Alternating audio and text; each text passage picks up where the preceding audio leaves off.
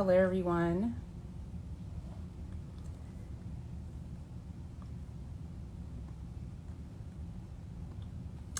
Hello, everyone. I am live today for our weekly scheduled update. I hope everyone is well. Thank you for joining me. I'm doing something a little bit different today. I am actually broadcasting live to Facebook via Zoom as well.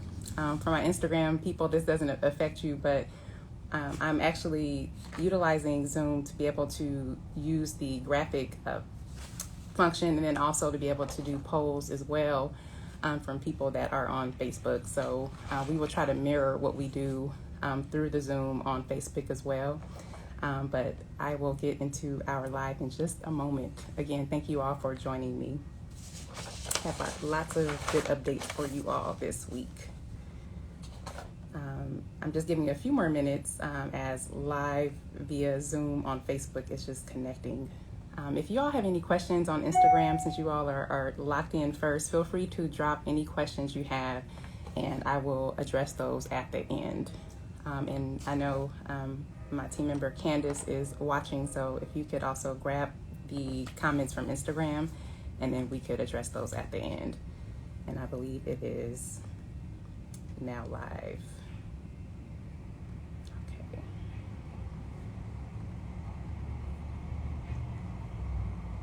I'm just waiting on a confirmation. Sorry, Instagram, we're trying to synchronize everything at the same time, but it's difficult. Let's see. Okay. All right, thank you all so much.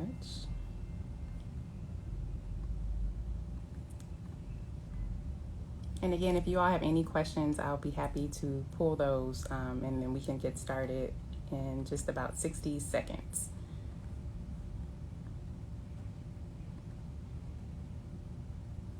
Oh, okay, Facebook is asking for more.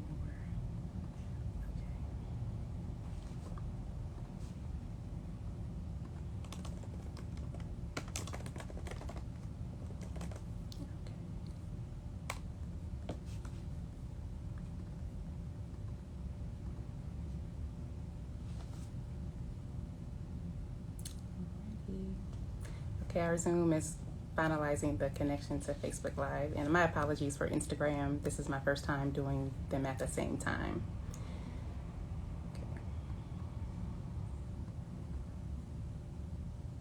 Okay, I believe we are now live on Facebook as well.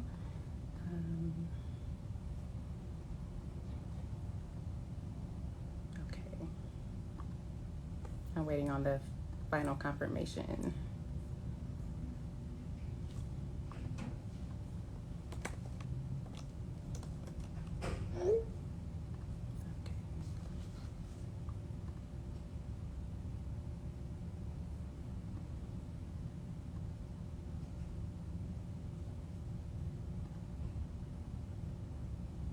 Okay, unfortunately, our Zoom is not syncing properly. I will try it again. Actually, it says it's live, so we'll just hope for the best and move forward. Thank you all for your time. I will get into our standard weekly update as usual. I will go over COVID-19 updates. I will also share updates on resources and testing. I will also go over current street reconstruction projects that are happening in the city of Compton now. I will also share updates to some of our focus areas for homelessness and addressing encampments, as well as improvements along the freeways. I'll also talk about just some fact checking, and then also I'll give you all a quick summary about events that are scheduled for COVID-19 in the upcoming weeks. And then I'll reserve time at the end to go over any questions that you all may have. And I will get started. As of July 13th, there were 140,000 cases of COVID-19 in Los Angeles County, including 3,894 deaths. In Compton, there have been 2,049 confirmed COVID-19 cases and 28 deaths. This is an uptick, obviously, from last week. As of the 13th, we have initiated closures in line with the state and county orders relating to COVID-19, which includes fitness centers, non-critical offices, places of worship, personal care services, hair salons, barbershops, and indoor malls have been ordered to close. We will also provide some additional guidance for the remaining businesses next week, and I will share that with you all as well. In regard to COVID-19 testing, as you know, I've been keeping you up to date regarding our efforts to secure permanent testing in the city of Compton. We're happy that CVS, which was a private sector decision to afford free COVID-19 testing via the CARES Act, and so they're now offering free COVID-19 testing in the city of Compton continuously. Also, St. John's Wellness Clinic, they partnered with our Assemblymember Gibson, to provide 2 additional testing dates in the month of July, as I shared with you all, July 9th and 13th. I'd like to just personally thank Assemblymember Gibson for stepping up to the charge as we were really reaching out to the county, advocating for testing in Compton, advocating for testing with the state as well, and he made sure that we were able to have these dates. We are also working on new dates for August. One actually will be designated for Compton employees, as they are frontline workers, and then we'll also have the second date will be specifically for Compton residents. And then we also are working on an additional buy COVID event potentially, which actually tested almost 1,000 Compton residents. And so once we lock down those particular opportunities, I will be happy to share them with you. Also, there is still a drive-through testing site at MLK Hospital. Early arrival is suggested and recommended, and we're currently waiting to hear back from the county today as to whether or not they'll select Compton for an actual permanent location for testing that will be open 5 days a week. So put your prayers up on that one. I hope that the county will provide resources to the Compton community, as we are their constituents. You do pay your tax dollars to the county, and you deserve to have ongoing testing in the city of Compton, so we are fighting for that. And as soon as I receive confirmation, I will share that with you all. And until then, we'll keep working with the private sector to make this happen. Also, I want to just talk a little bit about, I received some questions regarding rental assistance programs in the county of Los Angeles and the city of LA versus the city of Compton. So first of all, we're not under Mayor Eric Garcetti or the LA City Council. The city of LA is a much larger jurisdiction. They are, I don't even know how many times larger than Compton, and their tax base is much larger, population is much larger, budget is much larger, and most importantly, they received a very significant allocation from the federal government for CARES Act, which was for coronavirus relief. And so smaller cities, any city that's under 500,000 people in population, we didn't get any funding from the federal government, which doesn't make any sense. People live in cities less than 500,000. Obviously, the majority of people, especially in urban areas, may not live in a large city. We are comprised of several smaller cities. There was actually 88 cities in LA County alone. And so that funding was sent to those larger jurisdictions. I think with wisdom, LA County and LA City, they have combined their efforts, but they also received 2 very separate, considerable allocations for COVID-19. So the programs that you see for LA County, they include you all too. You actually pay your taxes to the county. The county then utilizes those funds, and they pass through the remaining funds back to the city. So there's a whole disconnect, I think, from how people understanding how government actually works. But when you see something from LA County, you're their constituent too. We are their constituent. So those programs are for us.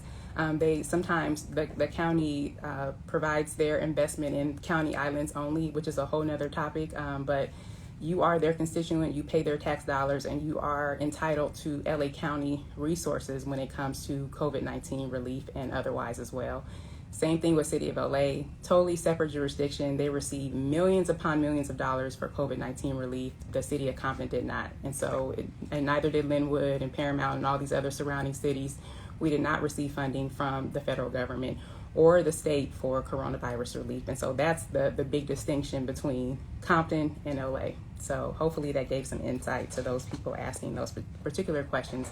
However, we have proceeded forward with our own relief efforts. As you all are aware, we have our Compton United relief effort, we have food banks, we have various direct give programs that we've provided cash to Compton residents. There's actually an additional program that we're working on right now that will also provide grants to nonprofits and small businesses in the city of Compton. And so we look forward to actually being able to release that information early next week. And so we will share that with you all as well at the next weekly update. So stay tuned for that. I'm now going to get into our reconstruction activities for our streets. And please bear with me if you're on Instagram. I'm actually going to try to share my screen for those that are on Facebook to share this graphical information. Thank you all for tuning in and joining me. Okay. So here we are. All right. So for the current 1801 capital improvement program that is currently in operation, they are continuing on with the Murr Street improvements. They're also moving over to Caldwell next. They're making actual concrete removals to Caldwell, east of Wilmington, also to Apria, and they're doing the same type of work that occurred on Murr. So as I shared, the methodology is that they're addressing the curbs and gutters, driveway ingress, egress, in all one swoop. And so they're going to, they're at Caldwell now. They will be at Tejada next. They will be at 134th and Elva following. They will also move forward to Grandee, and then Bradfield and Alondra will follow. And so as soon as we get those specific dates, of course, I will definitely share with you all. They can only forecast once they're out there and see the conditions. The time may change, so I don't want to give you all dates that may continue to change, but just know that they're currently working every single day on this program, and street repairs and construction are actually scheduled to continue all the way to the end of this year with existing funding programs. And so we will literally have continuous construction in the city of Compton for the next several years.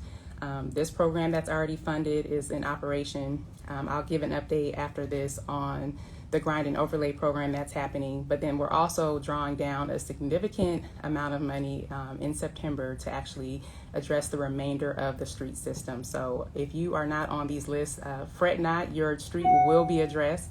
And I'm really excited that we're finally turning this corner as a city to be able to do this and address decades of neglect and disrepair. So I just ask that you all stay patient, just know that your street will be done, and we look forward to sharing the full strategy upon receipt of those funds. So it's going to be a lot of fun. And we are not stopping at street repairs. We're also doing medians. We're adding additional lighting. And then during this period where recreation has been halted by coronavirus closures, we're actually going to front load a lot of our park repair projects that we already have planned and that are funded during this period. So when recreation resumes, our parks will be in the best condition ever, and we'll also have new programming. So we will come back stronger in 2021, and we're taking this time to just prepare for that. So we will keep you all posted on that. And I want to thank the residents, all of you that have kept us up to date about the condition of your streets. When you all send us emails, it helps us understand the current condition. Our original pavement management study was completed in 2017, and so we are understand that the conditions, they continue to erode, and that's a natural part of the estimation. However, some places get more traffic than others, so it helps when you all provide that real-time data so that we can direct our plans toward the worst areas first. So I will keep you all in the loop on that, and I just want to thank you all guys for that. Moving forward to the grind and overlay, we are scheduled to break ground on July 17th. So this will be full repair of, and these are not pothole repairs, this is replacing the whole street through the grind and overlay, as I've explained many times. So this will be 129th Place. We'll also, and 129th is from Grandee Avenue to the dead end. 132nd Street from Central all the way to Salinas will be done. Tucker Street from Bradfield to Penn Ness will also be completed. Mayo Avenue from Alondra Boulevard to Caldwell Street will also be completed. And Chester Avenue from Compton Boulevard to Greenleaf will also be completed. And the grinding portion begins, as I said, July 17th. And then in certain areas, it will begin July 20th. And then they plan to stagger the last improvements for July 24th. So this work will go by pretty quickly. And then also, I failed to mention that the intersection on Wilmington Avenue in Victoria, there also will be addressed via grinding and paving, which is a heavily industrial area, and also in close proximity to the 91 freeway. Many people that are getting off the freeway, they're impacted there. So we are addressing that intersection. And then also Compton Boulevard from Willowbrook to Alameda Street will also be addressed as well. So that will be another phase of Compton. We already completed from Bullis Road to Alameda. As I shared, the second phase of Compton Boulevard is actually under redesign. So this will that will be from Willowbrook heading west to city limit. And so we're just getting this small portion that was not included from Alameda to Willowbrook in front of the town center. So that'll be one complete phase. Also, I want to remind everyone that work will begin on abating the homeless encampments on Alameda on July 22nd. That is confirmed. This collaboration is a result, of our efforts reaching out to the Union Pacific Rail Line. Also, HOPIX and LASA are our homelessness service providers, and so they are on board to help not only address the cleanliness of the area, but also relocate and provide wraparound services to those people that are without shelter. So that is an effort that will begin on July 22nd. I believe I shared last week, they don't know how long the process will take. It could take anywhere from 1 week or 5 weeks, depending on the conditions, but they will be working their way all the way down to address all the homeless encampments in that area. Also, HOPIX has also started outreach to the encampments off of the 710 freeway and Rosecrans as well. And for those of you that access the 710 freeway, you've seen the considerable amount of encampments that have been established over the last year. And so these areas will also be addressed as well. Also, I want to just encourage you all. I think it's great that we have such an increase in community participation and people are engaged in the public process. And it's just important that as we activate, and many people consider themselves activists, that we confirm the information that we're spreading. And I want to use an example and also give an update that's critical. For those of you that have been following the situation with the murder of Andreas Gallardo, the family conducted the independent autopsy, and the results came back that the young man was actually shot 5 times in his back and his torso. And they're still demanding for the sheriff's department to release their information. The whole the whole situation is just a pure tragedy, and it shouldn't be that the family had to conduct their own autopsy to get the information about what happened to their baby. But that being said, I've received maybe, I would say, hundreds of emails to my office demanding that I release the autopsy reports. And it's really important that, number one, we put pressure on the right places to make sure that we affect the change. If the autopsy results were within my power, I would have gladly released them. I actually sent the letter myself upon learning of the incident, requesting for full transparency and accountability. I mean, as many of you know that tune into these weekly updates. But I say all that to say there's so much need for change and accountability.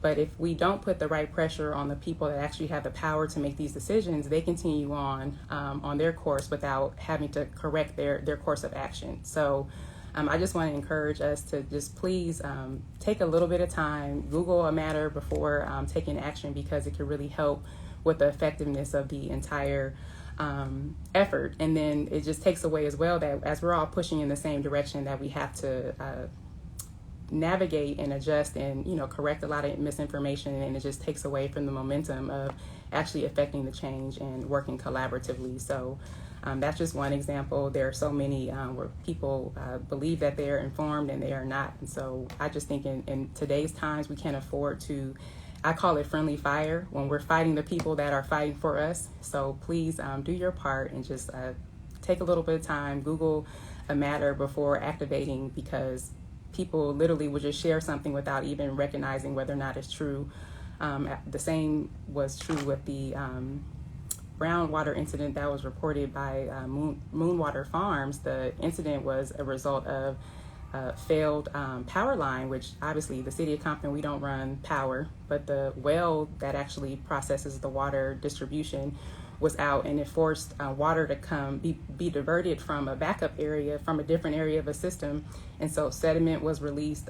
It was not dangerous via the testing. However, and the issue was corrected within the same day. However, that information is never updated. People usually report the problem, but they don't report widely what was actually done about it. So I just want to encourage you all to do your research if you can, and just help us continue to move forward together, because it really takes all of us. That's that on my PSA. Also, I just want to encourage you all to please, if you can, watch the city council meetings. They're Tuesday, 5:30 p.m. You can submit your public comments or via email or voicemail. You can visit the City of Compton's website, comptoncity.org, for more information on how to submit. You can always email our office as well. We can forward them to the clerk on your behalf at contactmayor@comptoncity.org. But again, it's critical to just have your voice in these proceedings that impact all of us. Also, you can watch our live meetings on Channel 36. We're also loading up to be able to broadcast live via Zoom on social media platforms as well. So we're continuing to grow and expand in this new technology age, but we want to make sure that these meetings that impact all of us are widely accessible. Lastly, I want to encourage everyone, please do your own research if you have further questions, and you can also reach out to your city council member. They were elected to represent you as well. And so I know it's easy to default to the mayor's office, and I am definitely here to serve, but I'm still one human being, and we have 4 other people that are also here to serve you as well. So feel free to access your representatives so that we can all work together and get further faster. So that's that on that. Also, for 2 events that we have coming up related to COVID-19 relief, Senator Steve Bradford is hosting a giveaway this Friday, July 17th from 10 a.m. to 12 p.m. at Citizens of Zion Church, located at 12930 Lime Avenue. If you all need support, please feel free to access or share. Also, Alma, Backyard Farms will be doing their drive-up giveaway this Sunday at 8 a.m., and this will also include water. There will also be many food distributions taking place regularly throughout the community. As I've always shared, you can access comptoncity.org/covid19.asp to download our comprehensive resource guide. It gives a full listing of all the food banks that are allocated or available in the city. It has a list of other supportive services, employment assistance, other small business resources related to COVID-19. So please access the resource guide at your convenience. And also, we encourage you to share this with your network as well. And I will check if you can give me about 10 seconds to see if there are any questions that we can answer.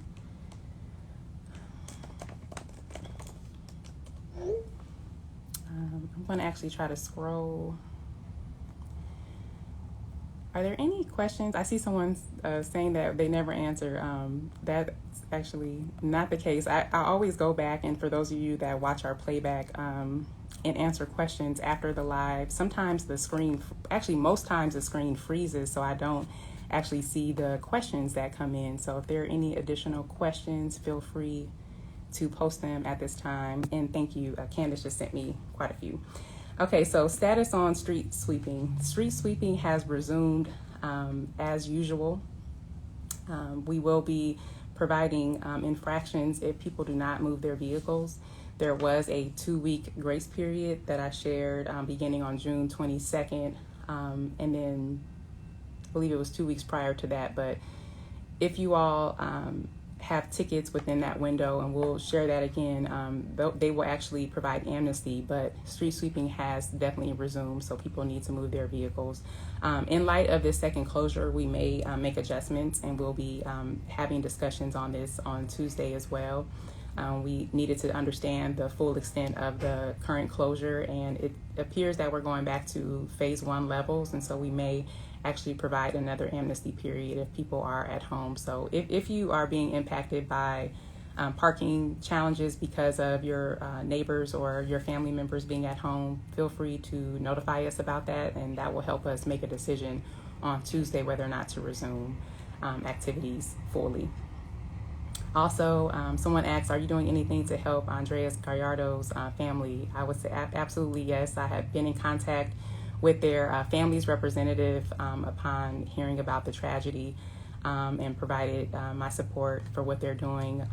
The City of Compton, myself, and our City Attorney Damon Brown, on behalf of the entire council, we sent a letter to Sheriff Villanueva demanding accountability and transparency with this investigation and several others.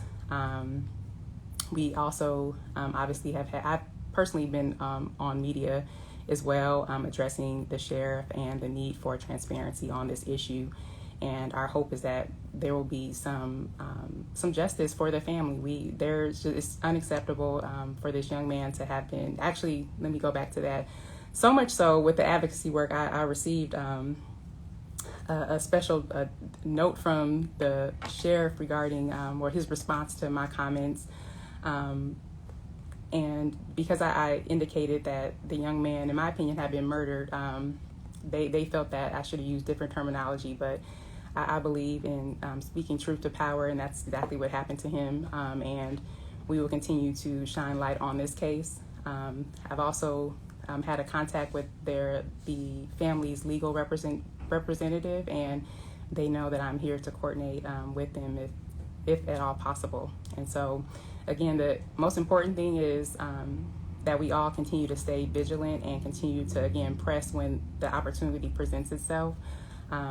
We, again, have no jurisdiction over the sheriff department as a large agency. However, we do believe in using the weight of our offices for the benefit of the people, and we will do that and continue to do just that. Next question is, was an officer from Compton involved in Andres Gallardo's case? And the answer to that is no. And let me specify that. The City of Compton has our separate law enforcement contract with the sheriffs. We're considered a contract city.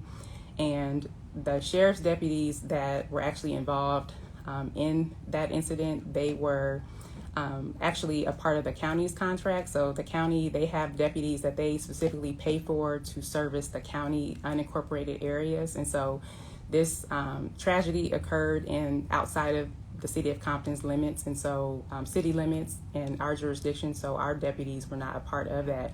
However, the county contract deputies were, and they are actually dispatched physically out of Compton Station, and this was something that was agreed upon in the year 2000 when the council agreed to bring in the sheriff's department.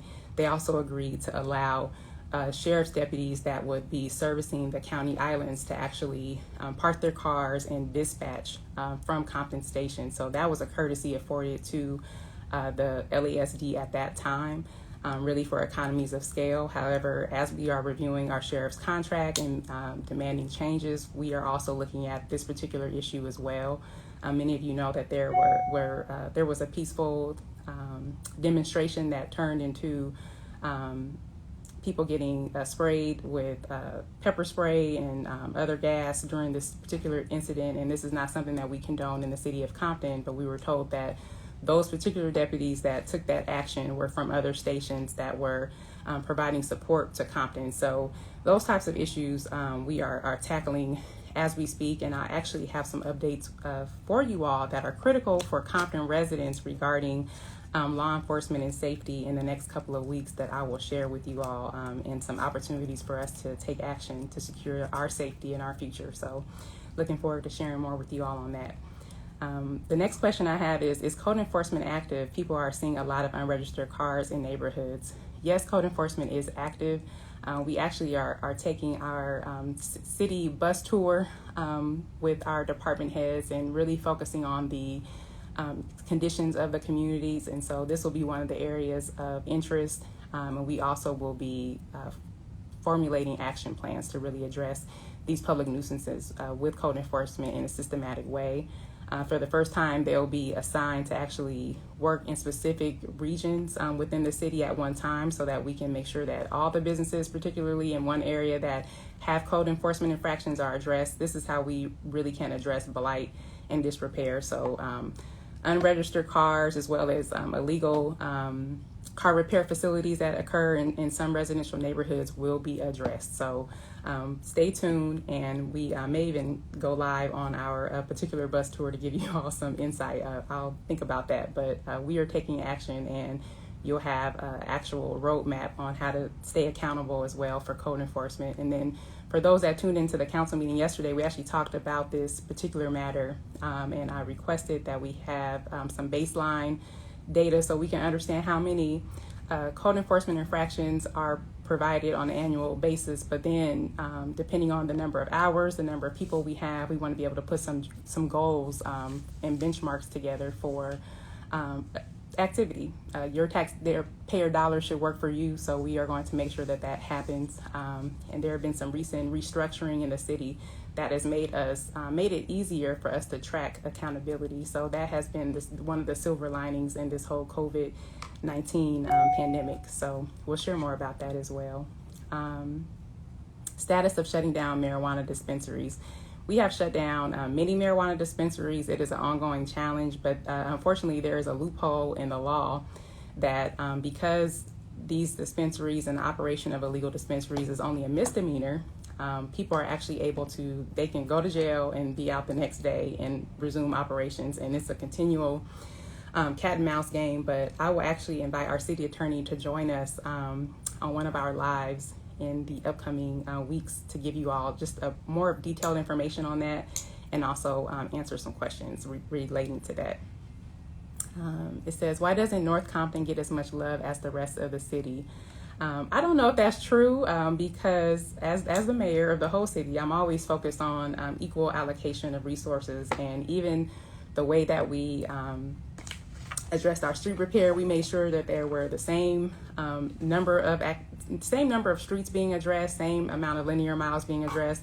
Even when we think about park improvements, we make sure that all of the parks get the equal treatment in each district. We may not be able to do all three parks, for instance, in District 1, but if there's one park getting improvements in District 1, we also do improvements in all the other districts. So there's definitely continual work, but it just depends on, I believe, the particular neighborhood and feeling that impact. So if there's a specific area that you believe is being neglected, please email us so we can figure out an action plan on that. But we are addressing the city as a whole. I believe in addressing the city as a system and not focusing on certain areas that doesn't benefit the entire community. And I'm elected at large, so I don't have an incentive to only focus on one particular area, if that makes some sense there.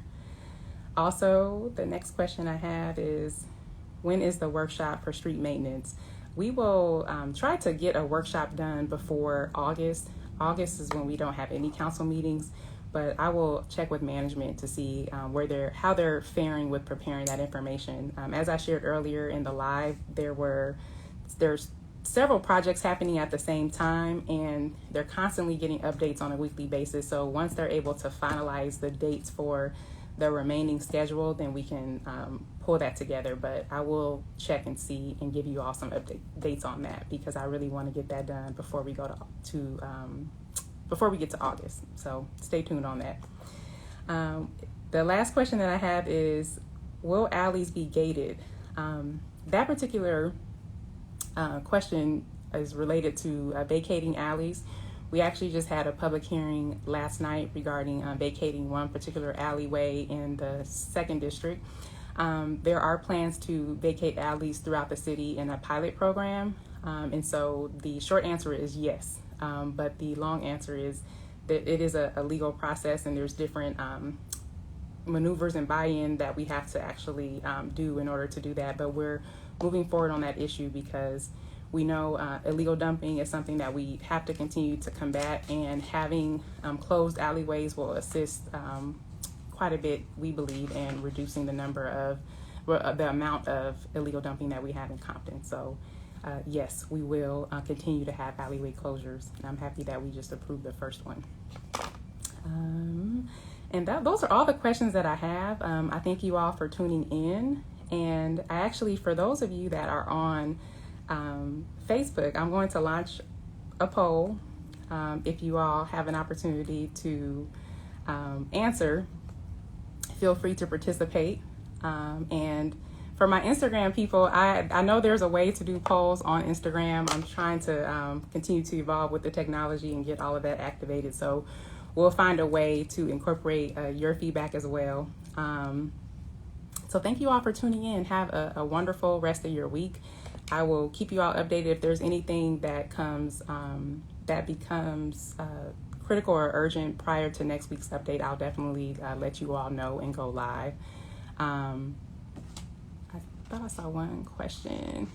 There's one question I want to address. Will you support the students of Compton? I'm actually, yes, in their demands for Compton School Police, PD. The short answer is yes. I'm actually have a great relationship with the teachers union, and I've supported them over the years in their quest for new leadership, better leadership. And they're actually having a summit in July, and I'm sorry I don't have the particular details, but I'll share the flyer upon receipt with the students of Compton, as well as other educators and stakeholders about the state of Compton Unified School Police and just transformation change. So I will keep you all updated. And then if you all would like to attend, I'm sure they would love to have you. And I'll share that flyer as soon as I receive it. So thank you all for that question. And again, I will talk with you all next week. Have a blessed one. Stay safe. I cannot encourage you all enough to please wear your mask. Please wash your hands. Please socially distance yourselves unnecessarily from others. It's just critical that we do our part to flatten this curve so that we can move into other phases of reopening. But our health and safety is the number one concern for all of our families. So let's do our part. And then also just want to have you all think about this, and I'll use this as a poll question next week. Do you all believe that the city of Compton should implement monetary fines for people that are violating the stay-at-home orders? Think about that. You can, for those of you that are Instagram, feel free to just answer in the comments yes or no. If I see a yes or a no, I'll know what it's about. But please let me know, weigh in on that, because we will be discussing this, and I raised this question and concern yesterday during our council meeting, and we'll be discussing whether or not we need to move forward with more stringent restrictions for our residents to help keep Compton safe, because I am here for you all, and I care about our families and our health, and it's just essential that we do everything we can to keep our community safe. So weigh in on that, and then that will help me make some decisions. I believe in representative government, and since I'm your representative, I definitely will weigh in on what you all believe is best for the city, and I thank you for that. And then for those of you that are on Facebook Live, I'll definitely launch that as another question for next week. So I'm finished. Thank you all so much. Have a beautiful, blessed day, and I will talk with you soon. Bye-bye.